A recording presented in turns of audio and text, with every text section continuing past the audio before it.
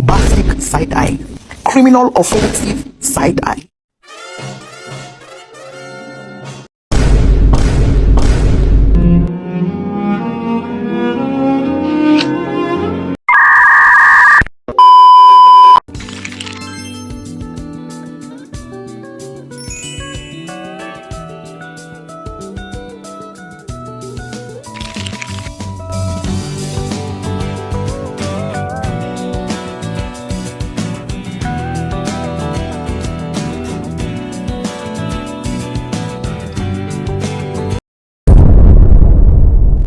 A few moments later.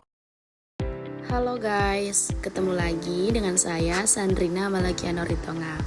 Nah, pada video kali ini saya bakal mulai dengan memperkenalkan identitas jurnal yang saya pakai. Jurnal ini berjudul Analisis Perpindahan Preferensi Konsumen Antar Merek Mie Instan Menggunakan Model Markov Chains.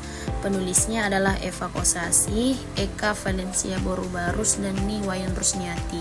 Jurnal ini dipublikasikan pada tahun 2025 di Jurnal Cendekia Ilmiah.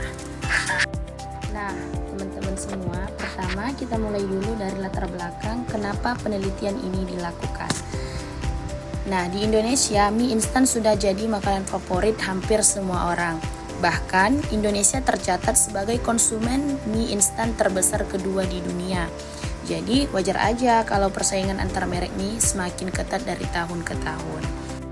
Nah, selain itu, merek-merek lama yang sudah terkenal muncul juga merek mie viral seperti mie gacoan, mie kober, dan Wizmi.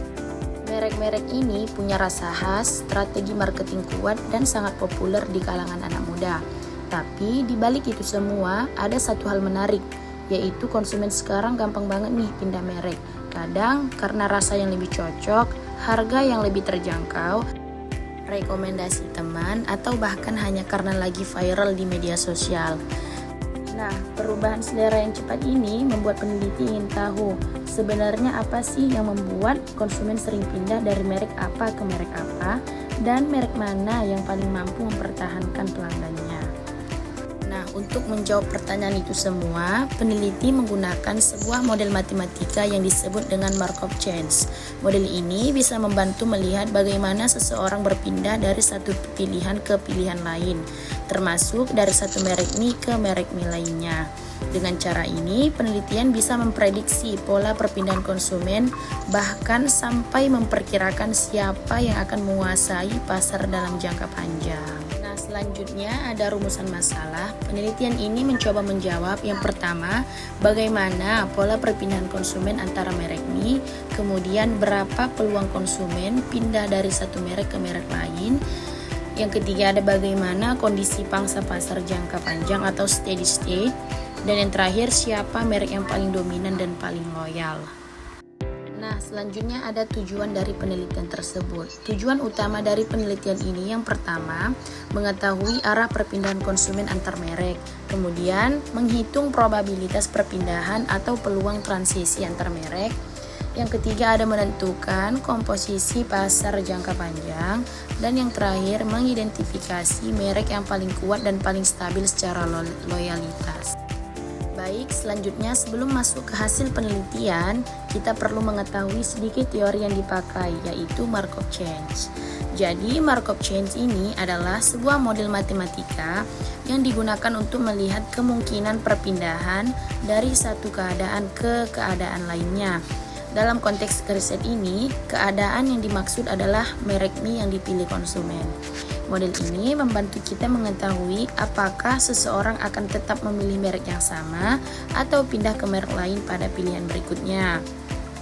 Nah, konsep penting dari Markov Chains adalah transition probability, di mana yaitu peluang atau kemungkinan konsumen berpindah dari merek A ke merek B. Misalnya, beberapa persen orang yang sebelumnya makan mie gacoan akan tetap makan gacoan atau pindah ke kober atau Wizmi. Lalu ada juga konsep steady state, yaitu kondisi ketika pola perpindahan konsumen sudah stabil. Artinya, kalau perhitungan transisi ini dilakukan terus-menerus, pada akhirnya kita bisa lihat merek mana yang akan menguasai pasar dalam jangka panjang. Kemudian teori Markov chain ini cocok banget digunakan dalam penelitian ini karena kita tahu sendiri konsumen zaman sekarang itu gampang banget berubah selera. Dengan teori ini kita bisa lihat bagaimana konsumen berpindah merek dan siapa yang paling bisa mempertahankan pelanggan. Selanjutnya kita masuk ke bagian metode penelitian supaya kita tahu bagaimana data dalam penelitian ini dikumpulkan dan dianalisis. Penelitian ini menggunakan pendekatan kuantitatif deskriptif. Artinya, peneliti mengumpulkan data berupa angka, lalu menggambarkan pola perilaku konsumen berdasarkan data tersebut. Total ada 100 responden yang ikut serta dalam survei ini, dan teknik yang dilakukan adalah convenience sampling, yaitu siapa saja yang bersedia mengisi kuesioner boleh menjadi responden. Jadi, datanya dikumpulkan secara fleksibel dan terbuka. Ada beberapa informasi yang diminta dari responden. Pertama, merek mie apa yang paling sering mereka konsumsi selama 3 bulan terakhir. Kemudian yang kedua, merek mie apa yang terakhir mereka makan. Dan yang ketiga, apa alasan mereka memilih merek tersebut?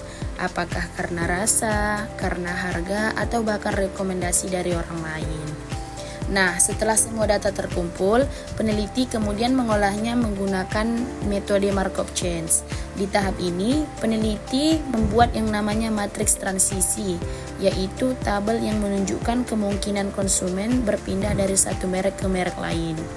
Lalu dari matriks itu dihitung juga kondisi steady state untuk melihat bagaimana pangsa pasar setiap merek akan terlihat dalam jangka panjang.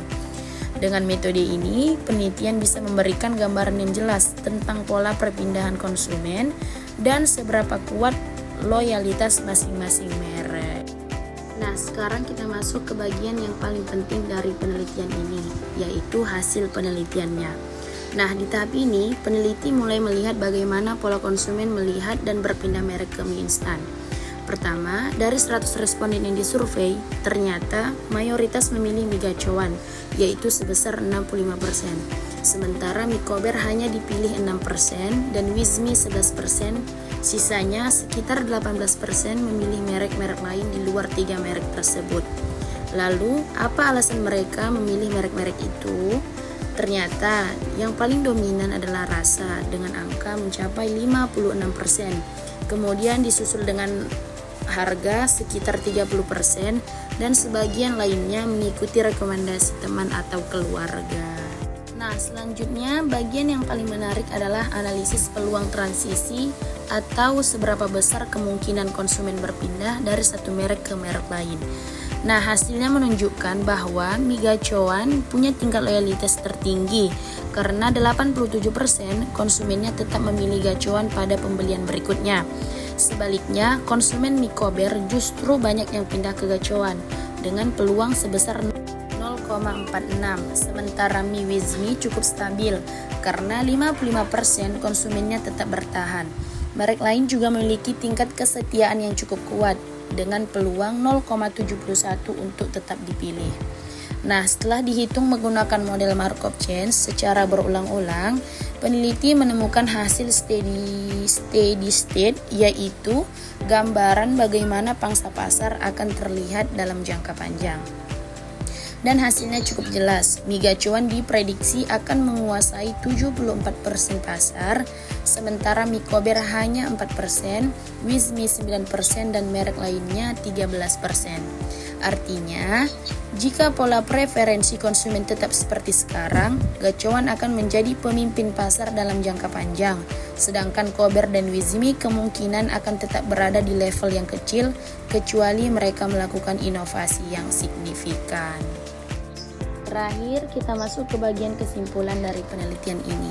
Dari seluruh hasil analisis yang sudah dilakukan, ada beberapa poin penting yang bisa ditarik. Yang pertama, mie gacoan muncul sebagai merek yang paling dominan dengan tingkat loyalitas konsumen yang sangat tinggi. Mayoritas konsumen yang sudah memilih gacoan cenderung tetap bertahan dan jarang berpindah ke merek lain.